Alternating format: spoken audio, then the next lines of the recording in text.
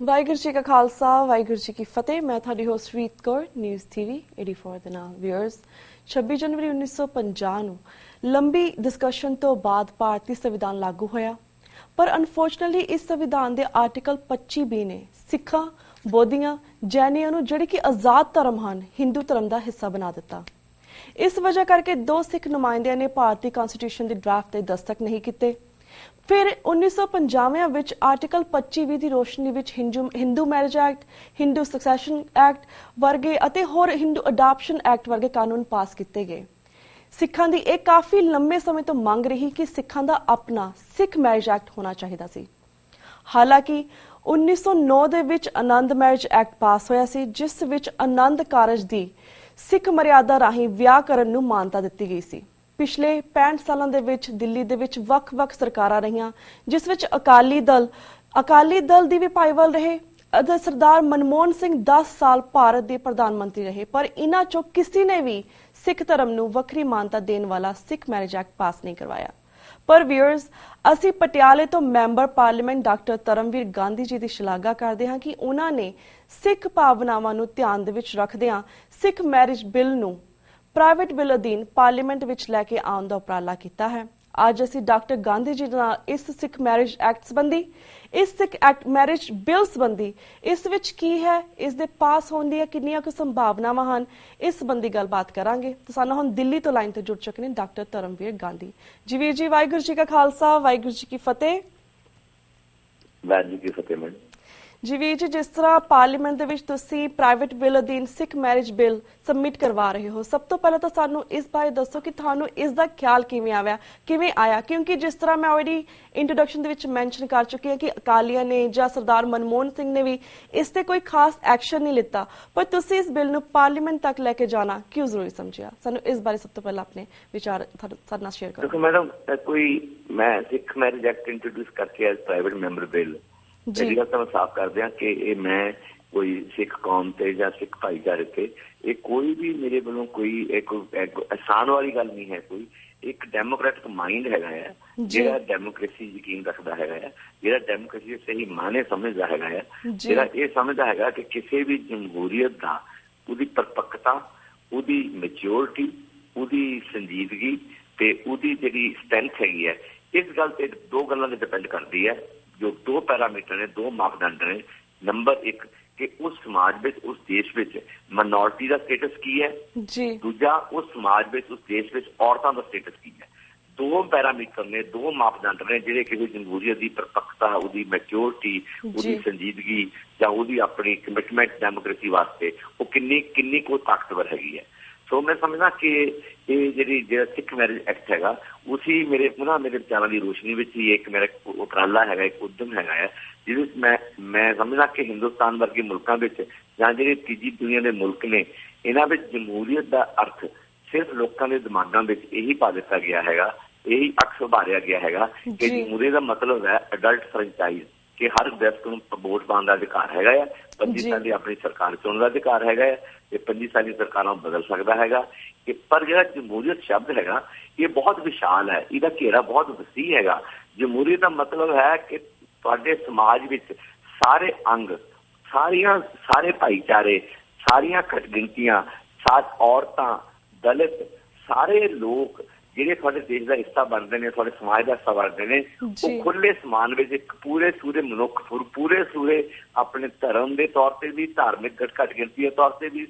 ਤੇ ਦੂਸਰੀ ਜਿਹੜੇ ਉਹਨਾਂ ਦੀਆਂ ਵਿਲੱਖਣਤਾਵਾਂ ਹੈਗੀਆਂ ਉਹਨਾਂ ਦੇ ਤੌਰ ਤੇ ਉਹ ਕਿੰਨੀ ਖੁੱਲੀ ਹਵਾ 'ਚ ਵਿਚਰਦੇ ਨੇ, ਕਿੰਨੀ ਅਸਮਾਨ 'ਚ ਖੁੱਲੀ ਉਡਾਰੀ ਲਾਉਣ ਦੇ ਕਾਬਿਲ ਨੇ, ਜਾਂ ਕਿੰਨੀ ਉਹਨਾਂ ਨੂੰ ਤੁਸੀਂ ਉਸ ਵਾਸਤੇ ਉਹਨਾਂ ਨੂੰ ਆਗਿਆ ਦਿੰਦੇ ਹੋ,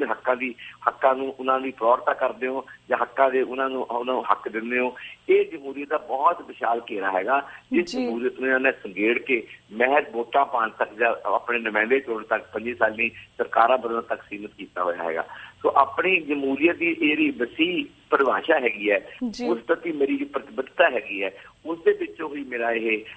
ਸਿੱਖ ਮੈਰਿਜ ਐਕਟ ਦਾ ਇੱਕ ਪ੍ਰਾਈਵੇਟ ਮੈਂਬਰ ਬਿੱਲ ਦੇ ਤੌਰ ਤੇ ਲੈ ਕੇ ਆਉਣਾ ਉਹ ਮੇਰੇ ਵਿਚਾਰਾਂ ਚੋਂ ਪੈਦਾ ਹੋਇਆ ਹੈਗਾ। ਔਰ ਇਹ ਇਕੱਲਾ ਸਿੱਖ ਧਰਮ ਵਾਸਤੇ ਨਹੀਂ, ਮੈਂ ਚਾਹੁੰਦਾ ਮੈਂ ਹਮੇਸ਼ਾ ਔਰਤਾਂ ਦੇ ਹੱਕਾਂ ਬਾਰੇ, ਦਲਿਤਾਂ ਦੇ ਹੱਕਾਂ ਬਾਰੇ, ਘੱਟ ਗਿਣਤੀ ਦੇ ਹੱਕਾਂ ਬਾਰੇ ਔਰ ਜਿਹੜੇ ਸਮਾਜ ਦੇ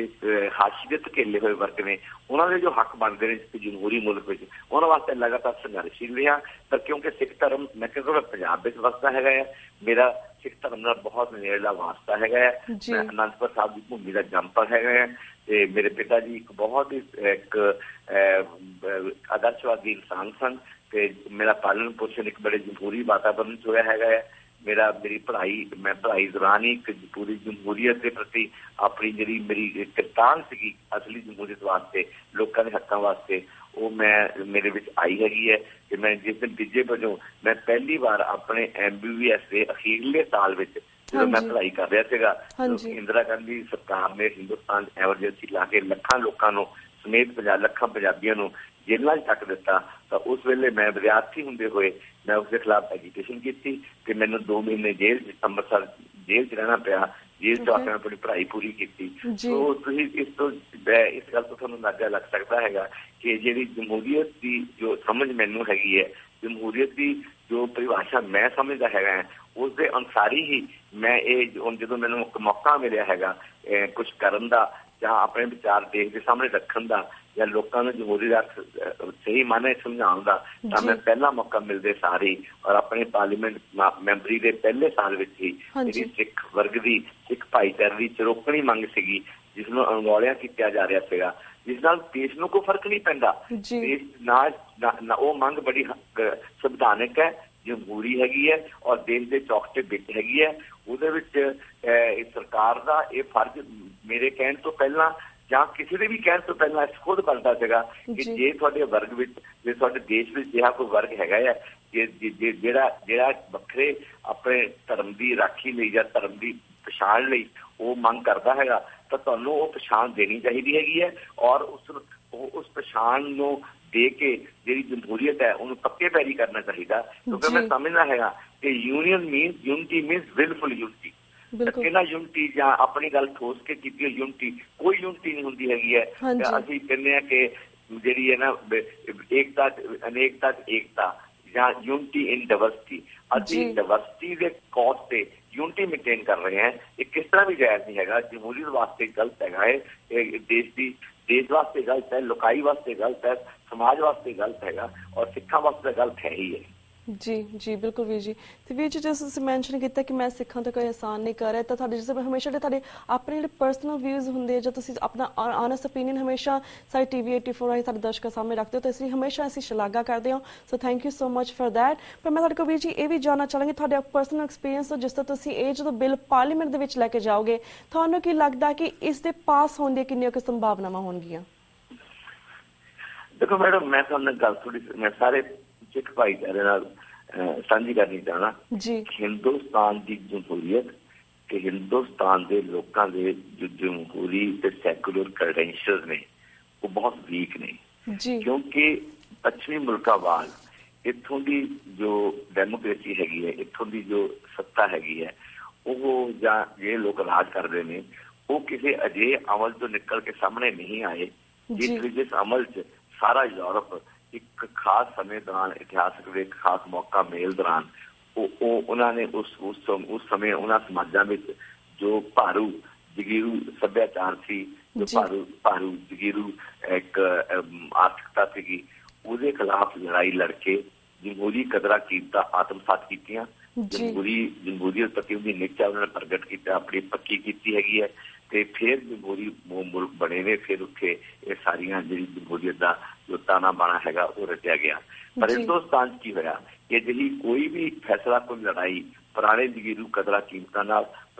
ਪੁਰਾਣੇ ਜਗੀਰੂ ਸੰਸਕਾਰਾਂ ਨਾਲ ਜਾਂ ਪੁਰਾਣੀ ਜਗੀਰੂ ਸੋਚ ਨਾਲ, ਜਿਹੜੀ ਛੋਟੇ ਰਾਜੇ ਮਹਾਰਾਜਿਆਂ ਵਾਲੀ ਰਜਵਾੜਿਆਂ ਵਾਲੀ ਸੋਚ ਸੀਗੀ, ਉਸ ਦੇ ਖਿਲਾਫ ਕੋਈ ਵੀ ਅਜਿਹੀ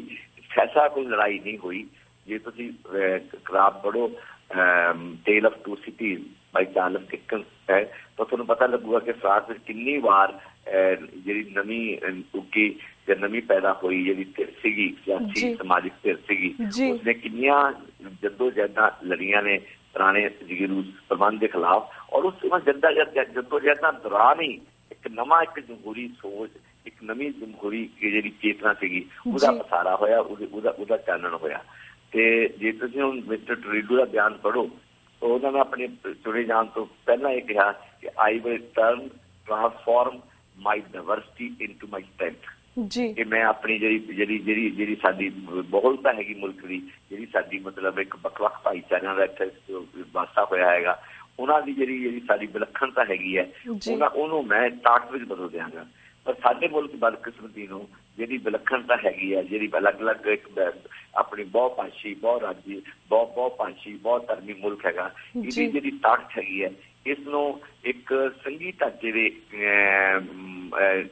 ਗੁੱਠੇ ਹੇਠ ਇਸ ਨੂੰ ਤਬਾਹ ਕੀਤਾ ਜਾ ਰਿਹਾ, ਇਸ ਸੈਂਟਰ ਨੂੰ ਵੀਕਨ ਕੀਤਾ ਜਾ ਰਿਹਾ। ਔਰ ਇੱਕ ਚਾਹੇ ਉੱਤਰ ਪੂਰਬੀ ਰਾਜ ਹੋਣ, ਚਾਹੇ ਕਸ਼ਮੀਰ ਹੋਵੇ, ਚਾਹੇ ਪੰਜਾਬ ਹੋਵੇ, ਚਾਹੇ ਕੁਛ ਮਾਮਲਿਆਂ ਤਾਮਿਲਨਾਡੂ ਨਾਲ ਹਿੰਦੀ ਦੇ ਮਾਮਲੇ 'ਚ ਹਿੰਦੀ ਠੋਸਣ ਦਾ ਮਾਮਲਾ ਹੋਵੇ, ਇਸ ਹਿੰਦੁਸਤਾਨ ਦੀ ਜਿਹੜੀ ਸਰਕਾਰ ਹੈਗੀ ਹੈ ਜਾਂ ਸੰਘੀ ਸਰਕਾਰ ਹੈਗੀ ਹੈ, ਇਹ 19 ਜਮਹੂਰੀ ਕਦੀ ਵੀ ਨਹੀਂ ਰਹੀ, ਇਹ ਨਾ ਅੱਜ ਜਮਹੂਰੀ ਹੈ। ਔਰ ਦੇਸ਼ ਦੀਆਂ ਬਹੁਤ ਗਿਣਤੀ ਪਾਰਟੀਆਂ ਸਮੇਤ ਅਕਾਲੀ ਦਲ ਦੇ ਰੌਲਾ ਜਿੰਨਾ ਮਰਜ਼ੀ ਪਾਈ ਜਾਣੇ ਕਿ ਅਸੀਂ ਸਿੱਖਾਂ ਦੇ ਹੱਕਾਂ ਦੀ ਨੁਮਾਇੰਦਗੀ ਕਰਦੇ ਹਾਂ, ਸਮੇਤ ਦੂਜੀਆਂ ਪਾਰਟੀਆਂ ਦੇ ਜਿਹੜੀਆਂ ਰੀਜਨਲ ਪਾਰਟੀਆਂ, ਖੇਤਰੀ ਪਾਰਟੀਆਂ ਹੈਗੀਆਂ, ਇਹ ਸਾਰਿਆਂ ਦਾ ਜਿਹੜਾ ਮਾਈਂਡ ਸੈਟ ਹੈਗਾ ਉਹ ਗੈਰ ਜਮਹੂਰੀ ਹੈਗਾ। ਸਾਰਾ ਜਿਹੜਾ ਮਾਈਂਡ ਸੈਟ ਹੈਗਾ ਉਹ ਮਤਲਬ ਉਹਦੇ ਕਿਤੇ ਨਾ ਕਿਤੇ ਬਹੁਤ ਸੰਖਿਅਕਵਾਦ ਉਹਦੀ ਜਿਹੜੀ ਪੁੱਠ ਹੈਗੀ ਹੈ ਉਹਨਾਂ ਉੱਤੇ ਹੈਗੀ ਹੈ। ਔਰ ਮੈਂ ਜਿੰਨੀਆਂ ਪਾਰਟੀਆਂ ਨਾਲ ਗੱਲ ਕੀਤੀ ਹੈ ਇਸ ਮਾਮਲੇ ਵਿੱਚ, ਮੈਂ ਅੰਨਾ DMK ਨਾਲ ਗੱਲ ਕੀਤੀ ਹੈ, ਕਾਂਗਰਸ ਨਾਲ ਗੱਲ ਕੀਤੀ ਹੈ, BJP ਨਾਲ ਗੱਲ ਕੀਤੀ ਹੈ, ਅਕਾਲੀ ਦਲ ਨਾਲ ਗੱਲ ਕੀਤੀ ਹੈਗੀ ਹੈ, ਬੀਜੂ ਜਨਤਾ ਦਲ ਨਾਲ ਗੱਲ ਕੀਤੀ ਹੈਗੀ ਹੈ, ਮੈਂ ਵੈਸੀ ਦੀ ਪਾਰਟੀ ਮੁਸਲਿਮ ਲੀਗ ਨਾਲ ਗੱਲ ਕੀਤੀ ਹੈਗੀ ਹੈ, ਮੈਂ ਗੁਲਾਮ ਨਬੀ ਆਜ਼ਾਦ ਤੋਂ ਲੈ ਕੇ ਆਨੰਦ ਸ਼ਰਮਾ ਕਾਂਗਰਸ ਦੇ ਹੈਗੇ ਆ ਉਹਨਾਂ ਨਾਲ ਗੱਲ ਕੀਤੀ ਹੈ, ਮੈਂ ਵੈਸੀ ਸਾਹਿਬ ਤੋਂ ਲੈ ਕੇ ਮੈਂ ਸਾਰੇ ਤਕਰੀਬਨ ਪਾਰਟੀਆਂ ਨਾਲ ਗੱਲ ਕੀਤੀ ਹੈਗੀ ਹੈ। ਉਹਨਾਂ ਚੋਂ ਇੰਡੀਵਿਜੂਅਲੀ ਵੀ ਗੱਲ ਕੀਤੀ ਹੈ ਤੇ ਪਾਰਟੀ ਦੇ ਤੌਰ ਤੇ ਵੀ ਜਿਹੜੇ ਪਾਰਟੀ ਦੇ ਲੀਡਰ ਨੇ ਪਾਰਲੀਮੈਂਟ ਉਹਨਾਂ ਨਾਲ ਵੀ ਗੱਲ ਕੀਤੀ ਹੈ ਕਿ ਮੈਂ ਇੱਕ ਬਹੁਤ ਹੀ ਜਮਹੂਰੀ ਸਪਿਰਿਟ ਵਿੱਚੋਂ, ਇੱਕ ਫੈਡਰਲ ਸਪਿਰਿਟ ਵਿੱਚੋਂ, ਇੱਕ ਦੇਸ਼ ਦੇ ਇੱਕ ਜਿਹੜਾ ਕਿ 5ਵਾਂ ਸਭ ਤੋਂ ਵੱਡਾ ਧਰਮ ਹੈ ਜਿਹੜਾ ਸਾਡੇ ਦੇਸ਼ ਵਿੱਚ ਰਹਿ ਰਿਹਾ ਹੈਗਾ, ਉਸਦੀ ਇੱਕ ਬਹੁਤ ਲੰਮੇ ਸਮੇਂ ਤੋਂ ਲਟਕਦੀ ਆ ਰਹੀ ਇੱਕ ਮੰਗ, ਬਹੁਤ ਜਾਇਜ਼ ਔਰ ਬੜੀ ਸੱਚੀ ਔਰ ਬੜੀ ਸੰਵਿਧਾਨਿਕ ਔਰ ਡੈਮੋਕ੍ਰੈਟਿਕ ਮੰਗ ਹੈਗੀ ਹੈ, ਉਹਦੇ ਵਾਸਤੇ ਇੱਕ ਬਿੱਲ ਪੇਸ਼ ਕੀਤਾ ਹੈਗਾ। ਤੇ ਤੁਸੀਂ ਤੁਹਾਡਾ ਫਰਜ਼ ਬਣਦਾ ਹੈ ਇੱਕ ਜਮਹੂਰੀ ਮਨੁੱਖ ਹੋਣ ਦੇ ਨਾਤੇ, ਇੱਕ ਜਮਹੂਰੀ ਦੇਸ਼ ਦੇ ਨਾਗਰਿਕ ਹੋਣ ਦੇ ਨਾਤੇ, ਜਮਹੂਰੀਅਤ ਨੂੰ ਅਪਣਾਏ ਹੋਏ ਔਰ ਸਵੇਰੇ ਸ਼ਾਮ ਜਮਹੂਰੀ ਦਾ ਰਾਗ ਅਲਾਪਣ ਦੀ ਜਿਹੜੀ ਮਤਲਬ ਇੱਕ ਰਵਾਇਤ ਹੈਗੀ ਹੈ, ਉਹਦੇ ਨਾਤੇ ਤੁਹਾਡਾ ਫਰਜ਼ ਹੁੰਦਾ ਹੈਗਾ ਕਿ ਆਪਾਂ ਸਾਰੇ ਰਲ ਕੇ ਇਸ ਬਿੱਲ ਨੂੰ ਪਾਸ ਕਰੀਏ ਤਾਂ ਕਿ ਸਾਡੇ ਮੁਲਕ ਦਾ ਇੱਕ 2.5-3 ਕਰੋੜ ਦੀ ਵਸੋਂ ਉਸਨੂੰ ਅਹਿਸਾਸ ਹੋਵੇ ਕਿ ਉਹ ਜਮਹੂਰੀ ਮੁਲਕ ਦੇ ਵਸਿੰਦੇ ਹੈਗੇ ਆ ਤੇ ਉਹਨਾਂ ਦੀਆਂ ਜੋ ਆਕਾਂਖਾਵਾਂ ਨੇ, ਇੱਛਾਵਾਂ ਨੇ, ਉਹਨਾਂ ਦੀਆਂ ਜੋ ਐਸਪੀਰੇਸ਼ਨਸ ਨੇ ਉਹ ਇਸ ਮੁਲਕ 'ਚ ਪੂਰੀਆਂ ਹੋ ਰਹੀਆਂ ਨੇ ਔਰ ਇਸ ਮੁਲਕ ਦੇ ਬਰਾਬਰ ਦੇ ਨਾਗਰਿਕ ਇੱਕ ਮਤਲਬ ਖੁੱਲੀ ਹਵਾ 'ਚ ਅਡਾਰੀ ਮਾਰਨ ਵਾਲੇ ਨਾਗਰਿਕ ਦੇ ਤੌਰ ਤੇ ਮਹਿਸੂਸ ਕਰ ਸਕਦੇ। ਜੀ ਤੇ ਵੀਰ ਜੀ ਇਸ ਮੁੱਦੇ ਦੇ ਉੱਪਰ ਇੱਕ ਵਨ ਲਾਸਟ ਕੁਐਸਚਨ, ਉਸ ਤੋਂ ਬਾਅਦ ਅਸੀਂ ਸੈਕੰਡ ਮੁੱਦੇ ਤੇ ਵੀ ਤੁਹਾਡੇ ਵਿਚਾਰ ਲੈਣਾ ਚਾਹਾਂਗੇ। ਜਿਸ ਤਰ੍ਹਾਂ ਤੁਸੀਂ ਗੱਲ ਕੀਤੀ, ਮੈਂ ਤੁਹਾਨੂੰ ਪੁੱਛਿਆ ਸੀ ਕਿ ਪਾਰਲੀਮੈਂਟ ਦੇ ਵਿੱਚ ਤੁਹਾਨੂੰ ਕੀ ਲੱਗਦਾ ਕਿ ਬਿੱਲ ਪਾਸ ਹੋਵੇਗਾ, ਕਿਉਂਕਿ ਜਿਸ ਤਰ੍ਹਾਂ 1909 ਦੇ ਵਿੱਚ ਆਨੰਦ ਮੈਰਿਜ ਐਕਟ ਪਾਸ ਹੋ ਗਿਆ ਸੀਗਾ, ਪਰ 1947 ਦੇ ਵਿੱਚ ਜਦੋਂ ਦੇਸ਼ ਆਜ਼ਾਦ ਹੋਇਆ ਸਾਡੇ ਨਾਲ ਬਹੁਤ ਸਾਰੇ ਪ੍ਰੋਮਿਸਿਸ ਕੀਤੇ ਗਏ ਸੀ, ਪਰ ਜਿਹੜੇ ਇਹਨਾਂ ਨੇ ਭਾਰਤ ਦੀ ਸਰਕਾਰ ਨੇ ਨਹੀਂ ਨਿਭਾਏ। ਟਾਈਮ ਟੂ ਟਾਈਮ ਸਭ ਤੋਂ ਵੱਡਾ ਬੈਕ ਸਟੈਪ ਉਸ ਵੇਲੇ ਹੋਇਆ ਜਦੋਂ 1950 ਦੇ ਵਿੱਚ ਇਹ ਬਿੱਲ ਪਾਸ ਕੀਤਾ ਗਿਆ, ਆਰਟੀਕਲ 25 ਪਾਸ ਕੀਤਾ ਗਿਆ, 25 ਜਿਸ ਦੇ ਵਿੱਚ ਸਿੱਖਾਂ ਨੂੰ, ਬੋਧੀਆਂ ਨੂੰ, ਜੈਨੀਆਂ ਨੂੰ ਆਪਣਾ ਹਿੰਦੂ ਧਰਮ ਦਾ ਅੰਗ ਦੱਸਿਆ ਗਿਆ ਸੀਗਾ। ਪਰ ਜਿਸ ਤਰ੍ਹਾਂ ਤੁਸੀਂ ਜਾਣਦੇ ਕਿ ਸਾਡੇ ਤਿੰਨੇ ਧਰਮ ਜਿਹੜੇ ਇਹ ਇੰਡੀਵਿਜੂਅਲ ਧਰਮ ਨੇ, ਰਾਈਟ ਐਂਡ ਪਰ ਜਿਸ ਤਰ੍ਹਾਂ ਤੁਹਾਨੂੰ ਲੱਗਦਾ ਕਿ ਇਹ ਅਮੈਂਡਮੈਂਟ ਦੇ ਅੱਗੇ ਇਸ ਦੀ ਰੋਸ਼ਨੀ ਦੇ ਵਿੱਚ ਹੀ ਜਿਹੜੀ ਇਹ ਆਰਟੀਕਲ ਹੈ, ਇਸ ਦੀ ਰੋਸ਼ਨੀ ਦੇ ਵਿੱਚ ਵੀ ਬਹੁਤ ਸਾਰੀਆਂ ਹੋਰ ਕਾਨੂੰਨ ਪਾਸ ਕੀਤੇ ਗਏ, ਜਿਸ ਤਰ੍ਹਾਂ Hindu adoption act, Hindu marriage act, Hindu succession act, ਹਰ ਚੀਜ਼ ਅੰਦਰ ਹਿੰਦੂ ਸਕਸੈਸ਼ਨ ਐਕਟ ਦੇ ਵਿੱਚ ਆਉਂਦੀ ਹੈ, ਹਰ ਚੀਜ਼ ਹਿੰਦੂ ਐਕਟ ਵਿੱਚ ਆਉਂਦੀ ਹੈ। ਪਰ ਜਿਸ ਤਰ੍ਹਾਂ ਤੁਹਾਨੂੰ ਲੱਗਦਾ ਕਿ ਜਿਹੜਾ 25 ਦਾ ਆਰਟੀਕਲ ਹੈ, ਆਰਟੀਕਲ 25 ਵੀ ਇਸ ਨੂੰ ਚੇਂਜ ਕਰਨ ਦੀ ਵੀ ਜ਼ਰੂਰਤ ਹੈਗੀ ਤਾਂ ਕਿ ਜਿਹੜੇ ਨਾਟ ਓਨਲੀ ਸਿੱਖਸ ਨਾ ਜਿਹੜੇ ਬਾਕੀ ਧਰਮ ਨੇ ਜਾਂ ਬੁੱਧਿਸਟ ਨੇ ਜਾਂ ਜੈਨੀ ਨੇ ਉਹਨਾਂ ਨੂੰ ਵੀ ਇਸ ਚੀਜ਼ ਤੋਂ ਛੁਟਕਾਰਾ ਮਿਲੇ। ਹਾਂ ਬਿਲਕੁਲ ਜੀ, 25 ਦੀ ਜਿਹੜੀ ਧਾਰਾ ਹੈਗੀ ਹੈ ਉਹਦੀ ਜਿਹੜੀ ਕਲੌਜ਼ B ਹੈਗੀ ਹੈ ਉਹ ਤਾਂ ਰੀਵਰਟ ਕਰਨ ਵਾਲੀ ਹੈਗੀ ਹੈ, ਉਹਦੀ ਐਕਸਪਲੇਨੇਸ਼ਨ 2 ਹੈਗੀ ਹੈ ਟੋਟਲ ਸਕ੍ਰੈਪ ਕਰਨ ਵਾਲੀ ਹੈਗੀ ਹੈ। ਕਿਉਂਕਿ ਜਦੋਂ ਵੀ ਕੋਈ ਤਲਾਕ ਦਾ ਮਾਮਲਾ ਹੋਵੇ ਜਾਂ ਕੋਈ ਖਰਚਾ ਲੈਣ ਦਾ ਮਾਮਲਾ ਹੋਵੇ ਜਾਂ ਦੂਸਰੀ ਜਿਹੜੀਆਂ ਸਹੂਲਤਾਂ ਹੈਗੀਆਂ ਉਹ ਲੈਣ ਦਾ ਮਾਮਲਾ ਹੋਵੇ ਤਾਂ ਸਮੁੱਚੇ ਸਿੱਖ ਧਰਮ ਨੂੰ ਜਾਂ ਸਿੱਖ ਵਸੋਂ ਨੂੰ ਹਿੰਦੂ ਮੈਰਿਜ ਐਕਟ ਦੀ ਸ਼ਰਨ ਵਿੱਚ ਜਾਣਾ ਪੈਂਦਾ ਹੈਗਾ। ਕਿਉਂ ਹੋਵੇ,